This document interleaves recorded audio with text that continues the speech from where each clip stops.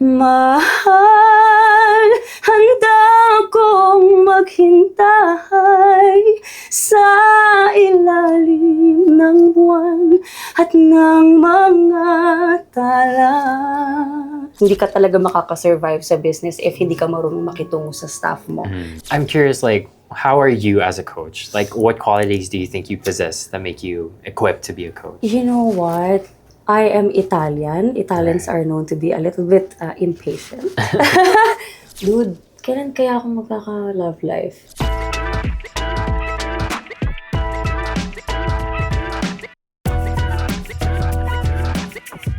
Welcome to Build Different, a leadership podcast where we learn how to build ourselves better through the stories we share every week. I'm your host, Rhett, and today's episode is gonna be very exciting because we have on the show a celebrity vocal coach, a renowned soprano, a CEO, and the owner of RMA Studio Academy, the first all-in-one creative hub in Asia. And as a matter of fact, she is also a 5-time ALIA Award winner and 2024 ALIA Awards Hall of Famer. Please welcome Asia's jewel, Miss Jade Riccio. Hi, everyone. Nice to meet you. Nice to see you all meet. Right. It's our first time meeting as well. Yeah, nice to meet you. So it's a pleasure. It's a pleasure as well. I want to know what's been keeping you busy recently. Like, First question. Yeah. I have been preparing for a concert on April 2. I just did a concert last February 6 with the Manila Philharmonic Orchestra. right. And so I've been busy with that, of course, as well as RMA events. We have an upcoming recital on April 12. And as of now, I think we have over 100 recitalists. So yeah, I've been preparing for that, as well as we have a major performance in MOA Arena with Autism Society Philippines in collaboration with RMA Studio Academy. So some of the big names and big celebs will be there to represent RMA as well. And that's going to be on May. So I also have a few concert tours, provincial concert tours on May. Right. So I'll be performing with Maya Entrata, one of my students as well. So pretty much busy with all those things. And yeah, I try to juggle everything all at the same time. That's a lot. Yeah. Honestly, you're a powerhouse, I guess. Well, you mentioned RMA Studio Academy already. For those viewers who aren't familiar with it, maybe you can share more about its purpose and its story. Actually, RMA Studio Academy started physically just last year. But during the pandemic season, everybody got bored. Everybody most of the people didn't have any work because of what happened. So I got bored, and then some of the people or some of the singers, some of the celebrities inquired if I coach because they also are bored. So as soon as I said yes, we actually went right through it. And then after a few months and after a year, it became big already, but it's all online still. And then when the volume increased of the inquiries and all that, I decided to get more coaches because, of course, I can't be the one teaching everybody. Right. It all started with Erica Raimundo. She's my very first celebrity student. I remember I still did home service. So during the pandemic season, I just went out to go to Ina Raimundo's house just to coach the kids. And then after that, Maya Entrata noticed when we did a guesting in I Want ASAP TV. And then when Erica said, I have a coach, Miss Jade. And then she was like, what do you teach? So she got me as a coach. And then after that, we did a Macambugera together. And, the rest is history. So due to the volume of students, I opted and decided to open this RMA Studio Academy. But it became an all-in-one creative hub because of my experience as well. So what happened was, I was in my room. Right. I was bored again and again. I'm like that. Pag wala akong ginagawa, I really need to do something, right? So I was recording. And then I even asked a sound engineer friend of mine to teach me how to record. Because of course, it wasn't allowed yet to go out and all that. But of course, I had my cheating times na they still went to my place. So nagpaturo ako how to do sound engineering stuff, and then I recorded myself. After that, I videoed myself as well. After that, I sent it to my editor friend for editing. And then I was like thinking, I record, and then I video, and then I post. So I had like a backdrop as well at home. So I did the video there. So I was like thinking, this is like an all-in-one creative hub where you have lessons or where I sing, and then after that I do recordings, and then after recording I do the music video in one space because I had one tiny space, right? I had to do everything there. So when that idea came about, I was maybe I will try to do something that's related to this, So if it's gonna be big, then thank the Lord. So yeah, that's what I did. And now I think we have, of course, this is an all-in-one creative hub. So we do have music lessons. We do have a recording studio, and we do have this content studio. So we also shoot music videos here and all that. So that's how it started. And now we have over 400 students. Wow.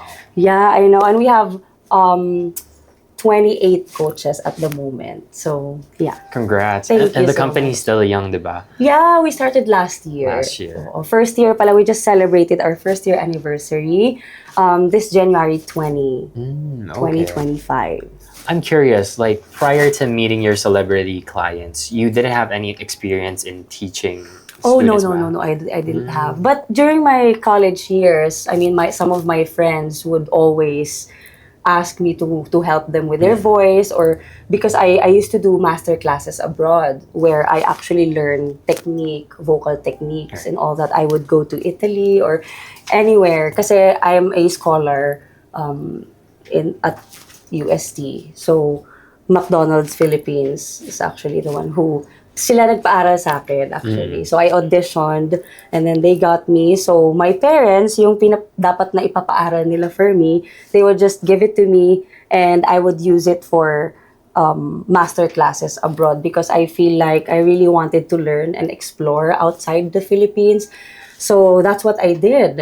And then yeah, I went back here with all those technique, and I saw my progress as well as some of my close friends, and then they kept asking me, how did you do that? So I that's how I started to coach when I was in college, but not like formally. It was just like for fun or helping my friends out who were also singers and performers.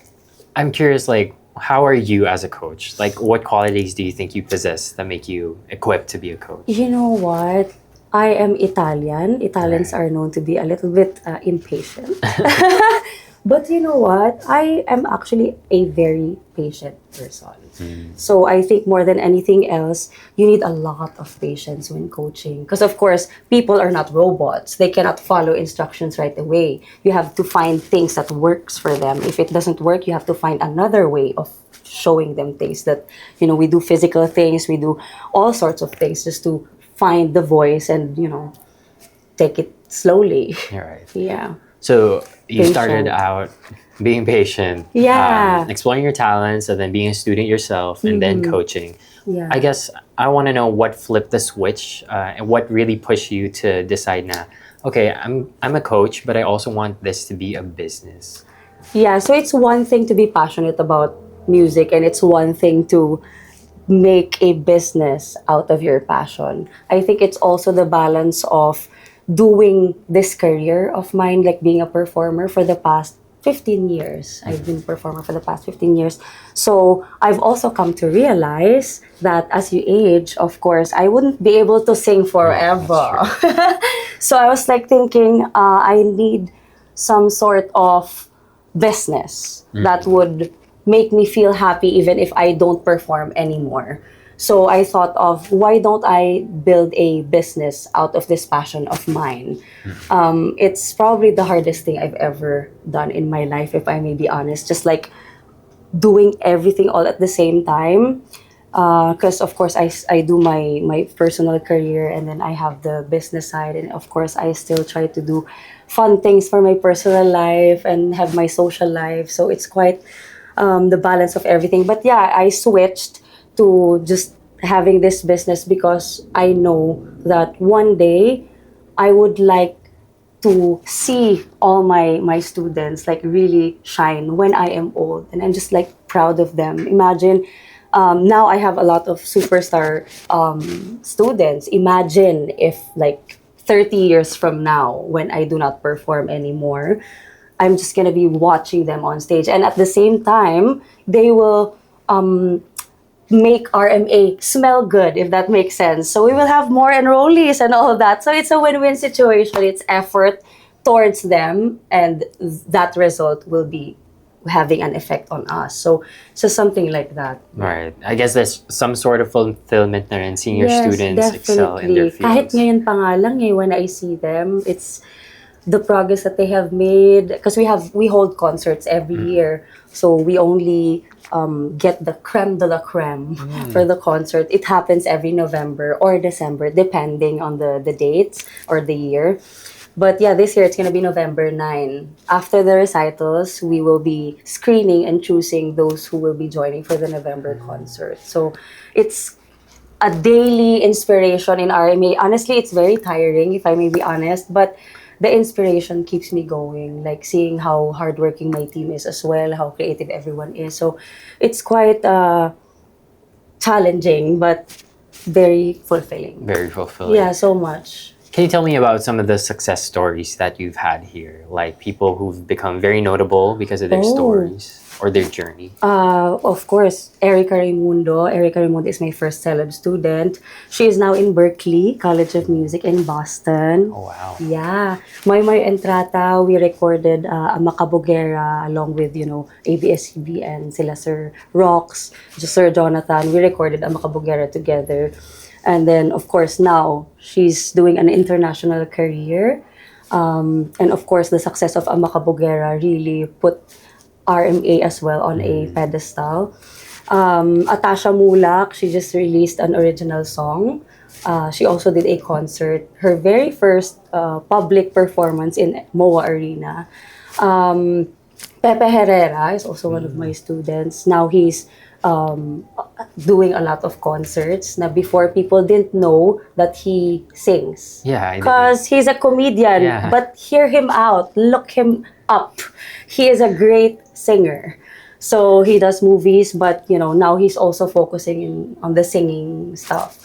Michelle D, from not being able to sing at all, we just recorded her original song last month, Reina. So it's now out on Spotify. I can go on and on. There really are a lot of students who showed excellence because of hard work. Zia Dantes, the daughter of Marian Rivera, that one really put us as well on a pedestal because RMA became viral after that because of the concert that we did, and she really excelled in that song, and everybody just saw how much potential she has, which I really admire from people because talagang pag narinig mo yung tao, I already knew the first time I heard her that she was gonna be special, and then I wasn't wrong. When the people heard her, talaga nag-viral pa nga because they were like really impressed. Scarlett Bello is also my student. From being a shy girl, like not performing at all, not singing at all, to facing the public and performing with an orchestra, because I do the concert with an orchestra every year, so that the students are continuously inspired. Now imagine performing with an orchestra behind you live, and it's just an academy concert. I think I haven't met anyone who has done that. So I think it also takes a special kind of patience and heart. So that's what I'm very proud of. Right. Iba talaga ang fruits of the RMA Studio. I'm also curious though, do you believe that there are people who, kasi you mentioned Michelle D wasn't much of a singer before, sometimes the kids or the students are a bit shy. Do you think that there are unteachable students, or is that not something? The only unteachable students are those who are lazy. Pag may mga lazy akong estudyante, yun lang pala. If I have lazy students, I really cut them off.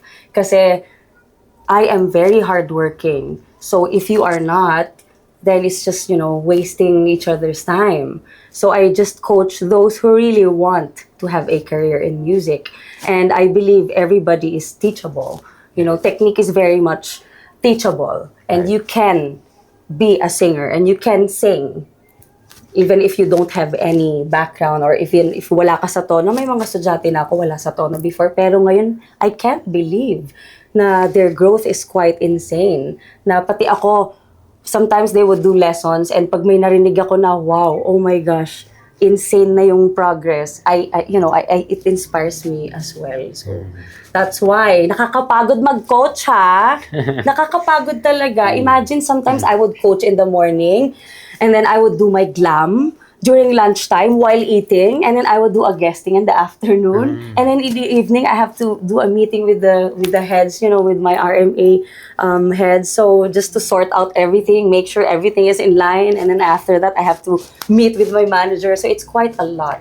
So if I wasn't hardworking, I think I wouldn't be able to do all of these things. Yeah.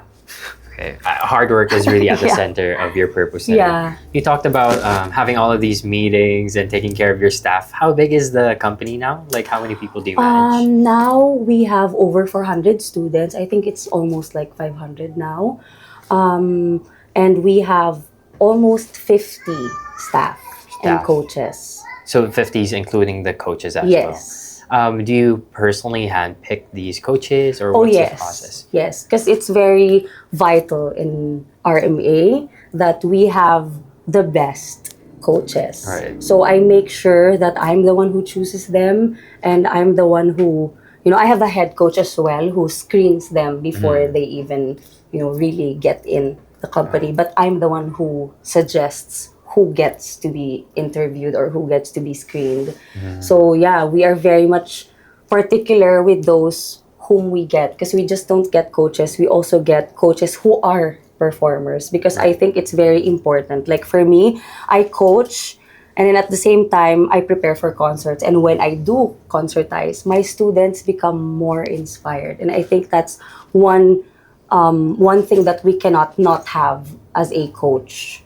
So yeah, we should always be performing as well. Because if not, then probably the inspiration of the students will just be here, instead of, I want to be like you one day. I want to have your voice one day. Because it's very much possible. If you only heard my voice before, you wouldn't believe that my voice is like this now. Even my parents can't believe it. And they know how hardworking I am, because they have witnessed how my voice is when I started. I couldn't even finish a song. I couldn't even do a high note. Really zero. As you can hear, I have a very raspy voice in my speaking voice. But because of technique, I sing not like this, and I sing with technique because of my speaking voice. I was born with the speaking voice, and I thought there was something wrong with how I talk. Right. So I went to the hospital and all that, but it's really just my muscle. But when I sing, it's a different muscle that I use, which I am grateful for. Because if not that, I wouldn't be able to sing opera or classical like this. Probably I'm the only husky opera singer that I know. So yeah, but thank God for technique.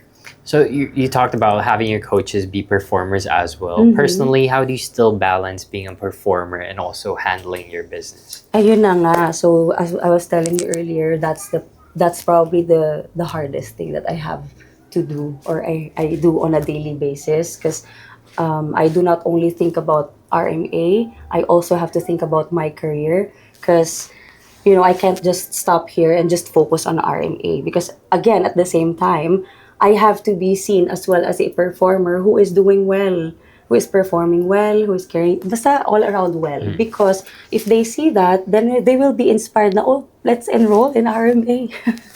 So I can't stop, because that's how it's gonna be. And I already know that that's how it's gonna be. So yeah, it's quite hard to balance, if I may say so myself. It's the most challenging thing I've ever done, just because I have to be both selfish and just generous at the same time, if that makes sense. Sometimes I have to be selfish. Like if I have a concert to prepare for, I wouldn't coach for a few days lang, kasi my students are already, some of them or most of them are already superstars and all that. So when they have, for example, first time mag-perform sa MOA Arena or first time magre-record ng song, first time magpo-perform ng live, I am there in all their firsts. Maniwala man kayo sa hindi ko rin alam kung paano ko ginagawa yan, but sa lahat ng firsts ng student ko, I am there. As in. So, after that, kahit nasa concert nga ako ako na yung kakanta, mga ilang minutes na lang, and then they would call me, Coach, kinakabahan ako. Performance in MOA Arena. Very first performance. Kinakabahan ako, Coach, anong gagawin ko? Like, kaya mo, like, words of wisdom. Before, after 5 minutes, ikaw na, kakanta ka na. Sabi ko, hindi ko talaga alam gagawin ko minsan. Pero kinakaya naman, awa ng Diyos. Sometimes you feel like you're being pulled apart by different... Oh yes, my staff, they would always tell me na sana may 5 katulad, may 5 Jade. Yeah, because, the thing is, my standards and my qualities always, I aim for like a very high one as well. So that's why I think RMA is also here where it is now. It's also because of not just hard work, but we work hard with quality. Right. Yun. Speaking of quality and making sure that you're up to the standard, how do you make sure that, kasi madaming offers yung studio, right? You have recording, you have coaching. How do you make sure all of those aspects of the business maintain the quality that you set? I have a very good social media and marketing team.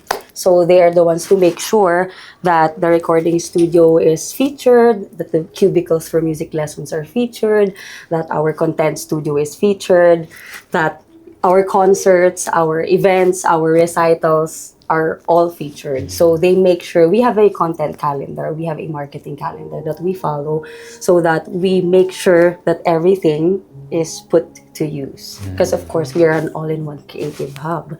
And I think it's quite challenging because this is the first time that everyone is experiencing an all-in-one creative hub. So, of course, with the staff, I also have to enlighten them that it's the first time that we're doing an all-in-one creative hub. That's why it's also a lot of work. Because imagine having a recording studio, just a recording studio, it's already a lot of work.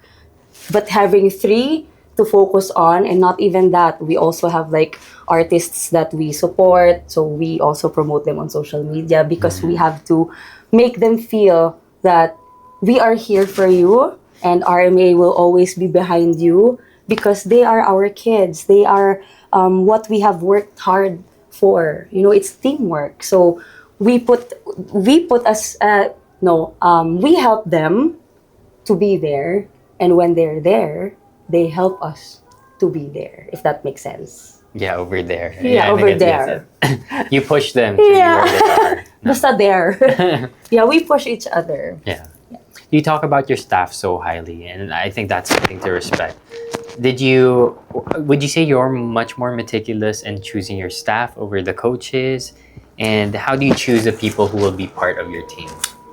I think the importance of both is very much essential. It cannot be just I have to focus on the coaches because the mind and the creativity of our staff, since this is an all-in-one creative hub, I think it's very much necessary that all the staff are also patient, are very creative, and I believe na kailangan maganda yung values nila. And my team knows this. I would always tell the heads, kahit gaano kagaling, basta pangit ang ugali or mayabang or something towards that effect, I would rather find another person who is teachable, who is open to learning, but at the same time, who will contribute more to RMA than RMA contributing, if that makes sense.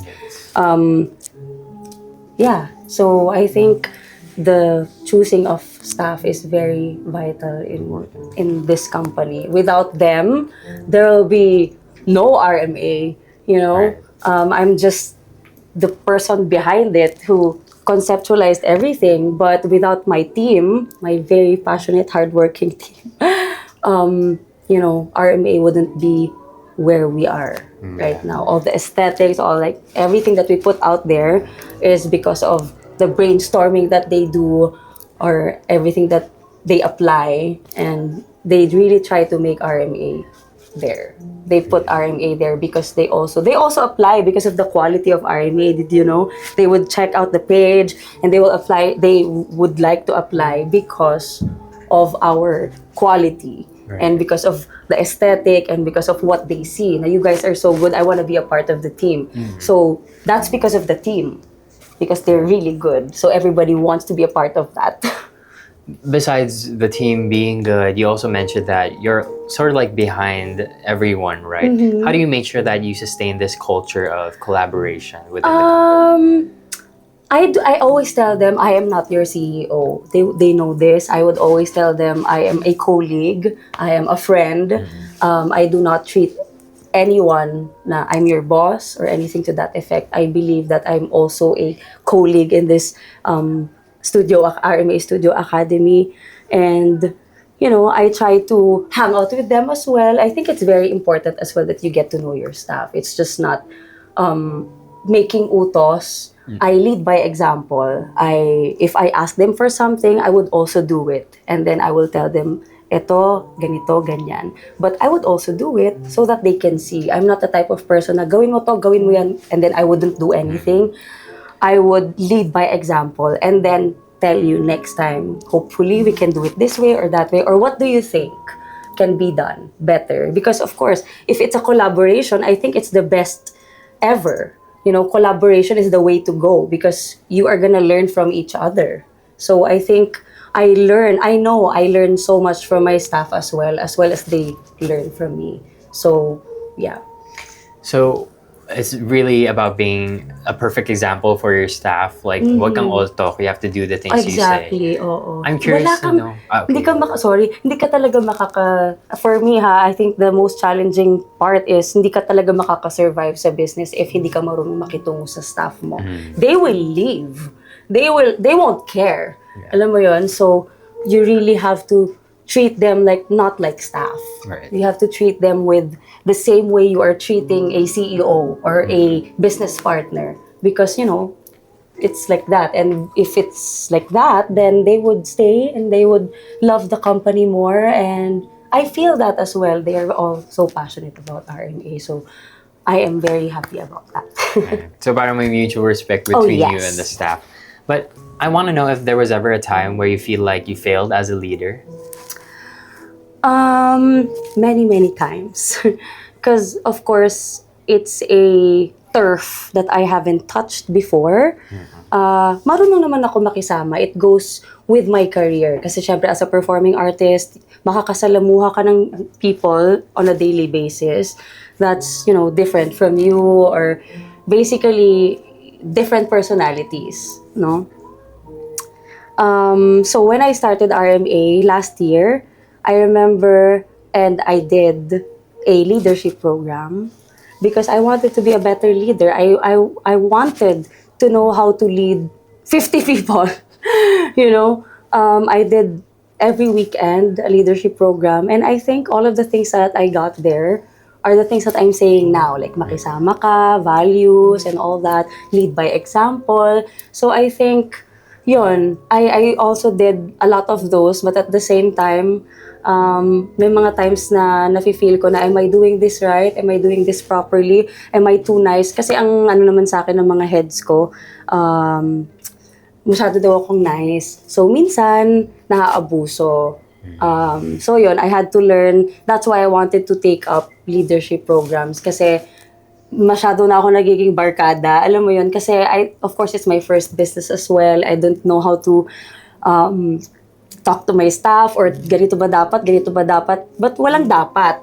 Just talk to them like a normal person. But yun na nga, you have to lead by example. Yun yung pinaka natutunan ko, yung wag kang utos ng utos. You have to lead by example. I should be an inspiration to them. If I inspire them, they will be inspired to continuously putting RMA there. But if I don't inspire them, wag naman yan, tamad naman yan si then wala na magyayari sa RMA. So I think yun yung challenge for me, yung continuously being an inspiration kahit na pagod na ako minsan. So being inspirational and also putting in the hard work is really important to you as a leader. Would you say that parang RMA is a direct reflection of your leadership style? I think so. How so? I don't know, there's a lot of I mean, we are very organized as well. We have a structured system, and I think I am somehow OC. I'm a Virgo, by the way. We are known perfectionists, so there you go.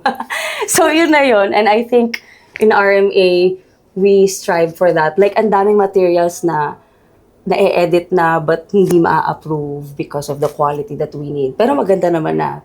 Pero hindi we need it like this. It can't be just pwede na to. Hindi tayo pwede mag-Grace Stan Felix, okay na to. Cannot be. Yeah. So for those people who are aspiring to start their own business in this industry, what would be your main advice? Blalim no? I'm gonna say, don't do it. I'm just kidding. Competition lang kayo. No, I would say, if you really want to do business, do it 100%. Because I'm gonna tell you, it's the hardest thing that you're gonna do in your life. You know, because it's one thing to be passionate about something, and it's one thing to do a business. I don't know if you do a business from the passion that you have, or just continue your passion and do a business that's not related to your passion, if that makes sense. Like, I wouldn't imagine having a beauty clinic, you know. That's why I have an all-in-one creative hub, because I've been a performer. I am a performer for the past 15 years. So it's also the experience.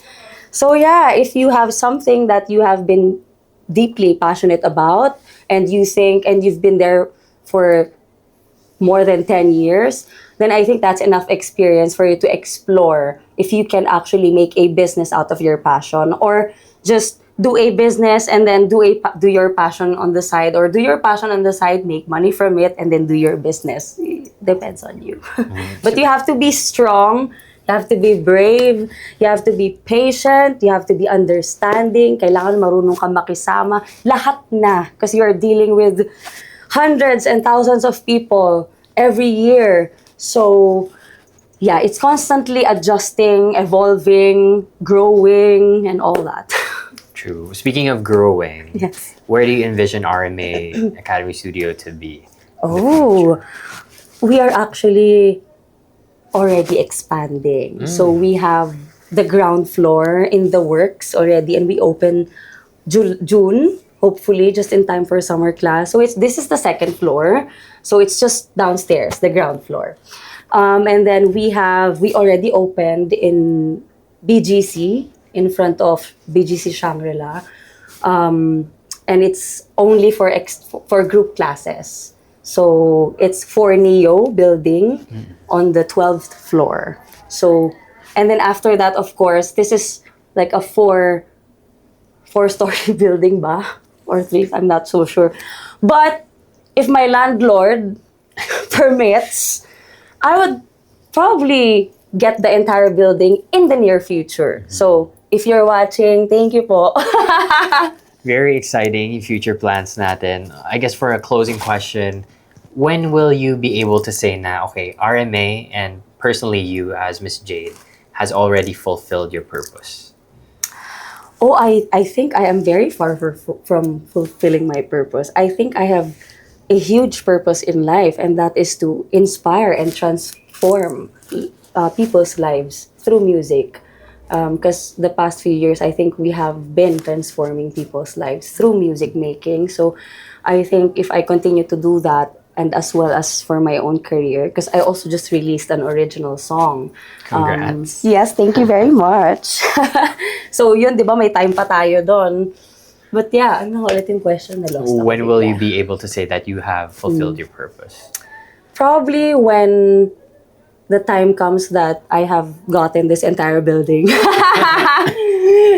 And probably when all of my students have careers, and probably if a lot of companies copy this kind of all-in-one creative hub, because it means that we're doing something right. Yeah, I think I'm already fulfilled, but for me to feel fully fulfilled, I think is when I have a family one day. Because single po tayo. So while my career and my business is doing okay, my personal life I've been single for the past few years already. Very, very bad breakup, so that's why. But because of that, I was able to focus on myself, and now I have my baby. I have my RMA, you know. So yeah, I think I will be fulfilled when I have a family as well. Okay, that's nice. It's not just about business, No. di ba? Parang personal fulfillment. Nananawagan po ako. Baka may mga No, my comments na original dyan. song actually talks of when will the time be that I get to have someone special in my life. So you can stream that on all the digital streaming platforms. Okay. Well, that is my last question for you, actually. And you've been sharing a lot of different stories here and a lot of different insights. Thank you so much. I'm sure You're welcome. you've already touched so many people's hearts and Thank transformed their you. lives. And RMA has a long way to go to touching more Oh, people's yes. lives. So thank you so much for our discussion today. Thank you. So before we move on to our next topic, we do something very special here in our podcast, which is a game. So it's Ooh. called Different, Different, Same, Same, because maybe you have different opinions or maybe you have same opinions with our viewers. But I wanted to test your knowledge on music or specifically the Philippine music industry. Ooh. Are you familiar with yung mga Philippine monikers Oh for our yes, singers? I think. Oh yes, Sige I nga. hope so. Well tested. I have a Kinabahan few naman questions ako, baka here. matest ang aking vocal Madali lang coach yan. abilities. Madali lang yan. So I'll say the moniker and then you tell me the artist. All right. So for example, I'll say, who's the soul diva? Jaya. Jaya. Who is Asia's Nightingale? Lani Misalucha. Mr. Pure Energy naman. Gary V. Asia's Phoenix. Morissette. Pop star royalty. Sarah Geronimo. Ito, baka ma-challenge ka. Asia's Jewel. Ay, parang di ko yata kilala Familiar yan. ba? Ako po yan. So now, Yay! I you got did a it good all. job. Pero I wanted to put a twist. Gagawa ko ng sarili kong moniker and you tell me who that person is to you. Okay. So, I'll tell you, who do you think is the game changer? So this could be someone in your personal life or someone you look up to. The game changer? Probably my manager. Your manager. How so? Because ever since I was in college, I've been eyeing her to be my manager. But I was told that she only manages like big time celebrities and talagang, you know, those who are already there. Or basta, in short, hindi ko siya ma-achieve back then. So, as of last year, I would like to announce that she was already my manager. And I think that's one of the biggest gifts I also have and received. So, yeah, si Boss G. Rhodes, maraming salamat po. Na-manifest mo talaga yun. Na-manifest ko talaga. That's so cool. Umiyak pa nga ako nung nakuha ko siya and I even told her, sabi ko, boss, ang tagal ko tong pinagdasal. So now, yon, I think game changer siya for me kasi siya yung nagpapasok sa akin ngayon sa mainstream and siya talaga yung naglalakad ng everything. And it's a very good teamwork kasi she loves how hardworking I am. So isang sabi niya lang sa akin, done. Consider it done, boss. Yon. So game siya changer. talaga game changer kasi somehow he or she changed your life. She changed your life. Oo, she changed my life because now I'm actually penetrating the main industry and the mainstream industry. Not just my classical or opera niche, because of course, classical ako nag-start in opera eh. So, dun yung crowd ko. Pero she made me feel na, hindi, pwede yan mainstream. We're gonna find a way to put it out there. And, you know, as well as me being a vocal celebrity coach, I think that helped a lot as well. Yeah. Okay. Another moniker I have for you. Oh! Asia's most inspirational. Asia's most inspirational. Kahit sino to? Oh, kahit hindi naman sa Asia actually. Ginaya ko lang yung Asia Songbird. Teka muna, most inspirational. Ang dami kasi. My goodness gracious. I'm just inspired by everything, you know. And it's also hard to consistently be inspired. Probably, sorry, Lani Misalucha, babalik ako sa kanya kasi she was the reason why I really wanted to sing. Kasi she started as a she also did classical training. Right. So I was asking my teacher before, grabe yung boses ni Miss Lani. As in, I would try to imitate her before. Talaga sabi ko, hindi ko magaya to, hindi ko talaga kaya. So that's why I wanted to learn how to sing. Because I wanted to be like her. So that's why I also want to be a great singer and performer. Because my students, I would love to hear my students say, I want to be like you, coach. Right. Which I have received. So thank you. Is that one of the sweetest comments you've Oh received? yes, coach, I wanna be like you. Talaga minsan iyak pa ako. Wala nga. Trabaho lang pa ako. Sweet naman. Okay, another one. The daring dark horse. Someone to look out for. Or parang tingin mo is underrated. Oh, actually, yan ang wala ako. Wala ka. Wala akong, hindi, I just don't see anyone as a competition. I don't look at other people. I just focus on myself. Right. Yun. Wala akong kino-consider na competition ko or I mean it's cliche but I really don't compare myself to other people or my company or it's just we do our standards. I do my standards and quality of coaching, learning, performing, everything. But for me to think of another person na underrated that I should watch out for, I don't think I have anyone. I would love to collab with people. Right. Oo. Wala akong maisip talaga. Okay, that's good. Sometimes focusing on your personal path din kasi Oo, talaga eh. leads to more fulfilling growth. Yeah, it's nice to know who your competitors are or who can be I don't know, yung threat ba? Hindi naman. Actually, hindi man threat. More on like parang who do you think has like a big potential or parang someone you think should be given more spotlight? Okay. Then that's sorry. I didn't understand. Go ahead. Nako, madami akong students na ganyan. I have probably 2 to 3 particular students na I'm training them really, really hard. They're young. And I believe that when people hear them, bababaliw sila lahat. And minsan nga, tinatanong na nila ako kung nagmamanage ako eh. But probably when I'm older, I'll get there. And I'm little by little doing it already, actually. Because I have students whom I book for events or sometimes we perform together. So yun pa, pag may mga students akong ready na rin mag-perform, I usually get them to perform with me because the stage is the best teacher. That's the first time I've ever heard that. Really? We have a sticker. I made it. Okay. We have a sticker that says the stage is the best teacher. But yeah, I've always lived like that. Whenever I'm on stage, I would learn things that I wouldn't learn outside the stage. The stage is very scary. Puts you on the spot. It puts you on. That's why we hold recitals and a concert every year, because I believe na whatever we do here, when they apply on stage, it will always be different. So yeah. Okay, the last moniker naman, Mr. or Miss Ideal Leader. Ideal leader. Wala akong maisip. Is there someone you think is a good leader that you try to emulate in terms of your leadership style? Probably my dad.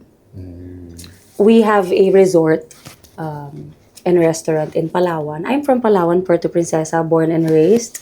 I just went to Manila to study. My dad, I think, my dad has been my greatest mentor when it comes to business. He has taught me how to interact with staff, how to treat them like family, how to not make them feel that they're staff, how to not make them feel that I'm CEO, makinig kayo sa akin. They will know. They know. So the more that you show them that you are leading by example, then the more they will respect you. And my dad always tells me that, like, for example, Christmas party ng RMA, make sure that you have TV, make sure that you have all these things for giveaways or tawag dyan, yung bunutan, raffle. I make sure I spoil everyone. So we have gadgets, we have recording materials, we have TV, we have all home appliances, because at the end of the day, they have worked so hard. So lagi sinasabi ng dad ko, bigyan mo sila ng reward. Not because you are forced to do so, but because of being grateful. Just being grateful for them because they will put you and your business on a pedestal that you won't be able to do alone. I have the mind for it, but manpower, I need my team. Very true. It's nice to have a mentor so close to your heart. Sobra.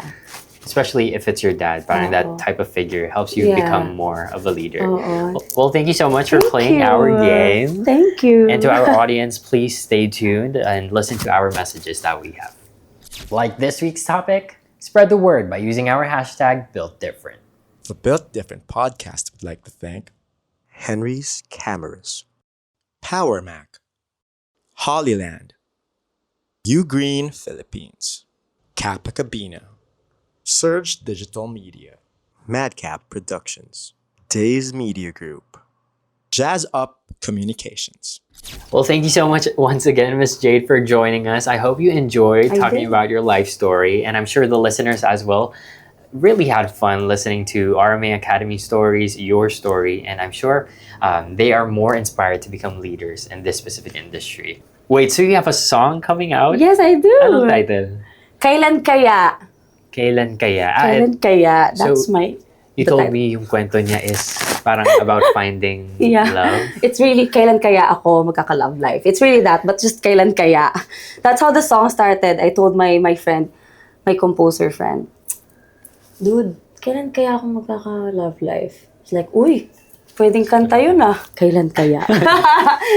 So what are the lyrics like? Can you is it okay if you sing a bit? Yeah, I'll Like do the the chorus part. Okay, sure, please. Mahal,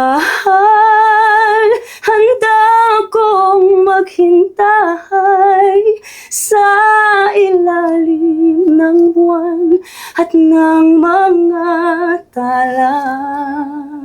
Aking sinta, kailan magtatagpo mga pusong handa ng magmahal ng totoo. Ang panalangin ko, ikaw at ako.